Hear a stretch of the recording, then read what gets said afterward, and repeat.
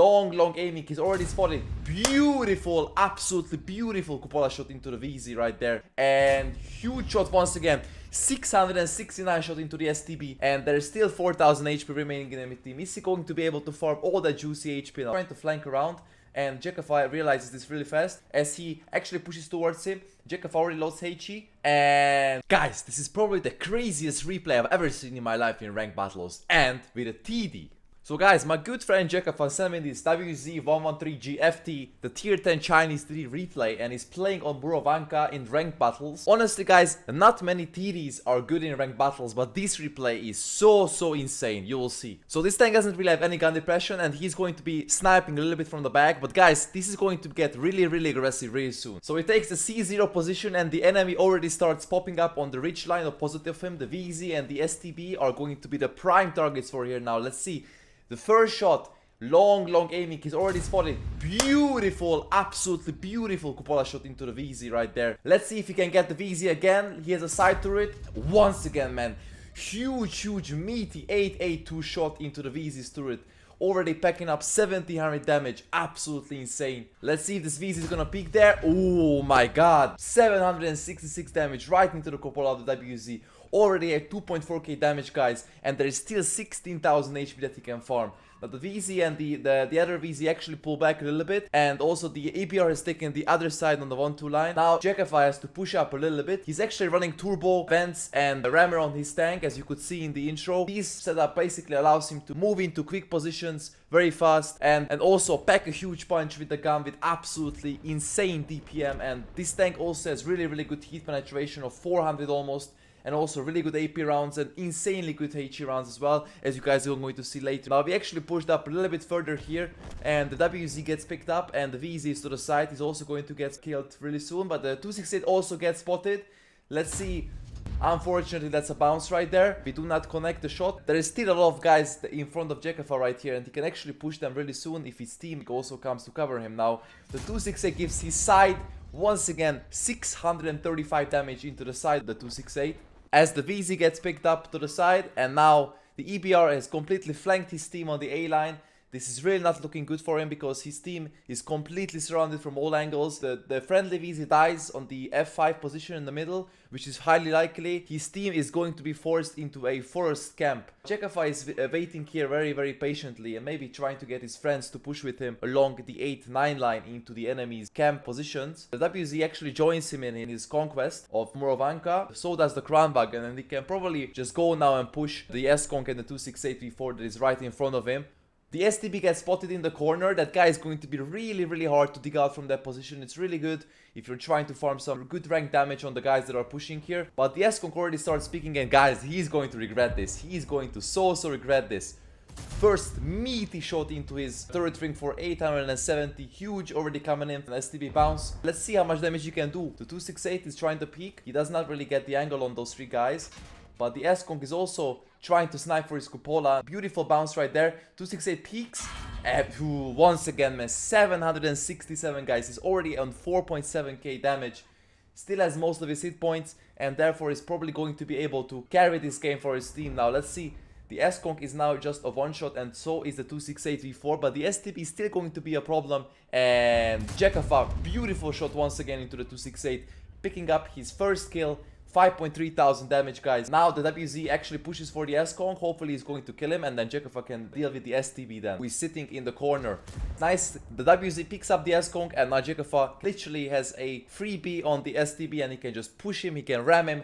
And let's see how much damage he is going to be able to do on that guy. The STB is still not spotted, and there he goes. Huge 679 shot right there, and also ramming him into the red line for 183. 6,000 damage right there, guys, and there's still 4,000 HP remaining in the team. Is he going to be able to farm all that juicy HP now? Let's see, guys. This is going to be probably an easy scenario. We still have most of our HP. The Kranwagen is full, and those two light tanks don't really have the firepower to bring down his team. Let's see if the Progetto is going to provide some spotting now. He is playing a very dangerous game. He can get picked off from any kind of side because he's very low, and the light tanks have really good camo values, and they can use it against them. Let's see if jaeckefa is going to be able to support him on the 3 line. The Kranwagen and the WZ are repositioning themselves into the forest. Hopefully they're going to be able to find the EBR and catch him off guard and kill him. And now jaeckefa is really trying to play like a team player and trying to support his Progetto, because the Progetto kind of got himself stuck in a bad position and he can go down at any time. Yes, he does actually. He gets picked up by the T100. God knows where the T100 is, maybe on the K line. jaeckefa actually asks in the chat where, and he pings to the E3 position where the STB was. It's a very weird position. Now he needs to abandon his flank, because remember guys, those little light tanks can actually circle him really easily, and they're going to be able to pick him up really fast if he doesn't pay attention. And because he has no turret, he's going to be really inflexible for him to actually turn and try to get a killing shot on those light tanks. He goes into this bush now and the enemy starts capping. He's been waiting a little bit for the light tanks. Maybe they're gonna make a mistake. And let's see if they're gonna actually go and walk into this trap. But the cap has started, unfortunately, and it already stopped. That basically signifies that there is a light tank around the friendly cap. The Kranwagen is also abandoning jaeckefa here, so he's going to have to really careful once again. If the light tank does get behind him and tracks him, he's going to be in a very bad position. The WZ somehow gets also picked up by the STB, which is really bad. Once again, guys, it's going to be 3 mobile tanks against his WZTD. The T100 also gets spotted. He's going towards the Kranwagen in the middle. But the Kranwagen actually picks him up, fortunately. Now this 2v2 situation, 3300 HP against 2300. Now jaeckefa has started moving a little bit back towards the 0 line to try to support his Kranwagen and prevent him from getting flanked from the back by probably the STB or the EBR. The best thing here will be if he actually sets up in a position where he's going to try to cover his teammate, but he's still going to be unspotted and he's still going to be in a position where he can surprise his enemies. At this point it would be smart to load AP, of course, because the EBR's tracks can absorb the heat shells, and so can the STB's gun mantlet. AP on this tank is really good. 290mm of penetration, so it's probably going to auto-pen every angle. The STB actually gets spotted right there, and he also spots the jaeckefa back in return.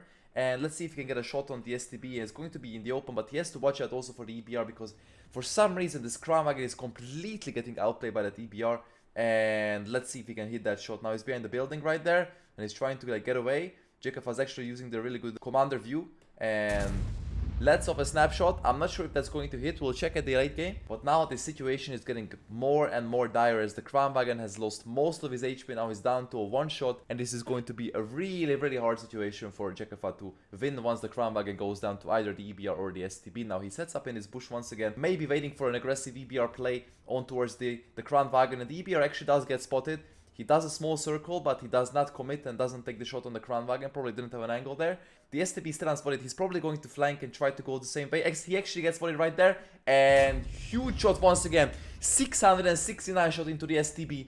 Very crucial situation now. Is he going to be able to carry this for his team? The STB goes back. The EBR actually pushes forward. Let's see. The EBR picks him up.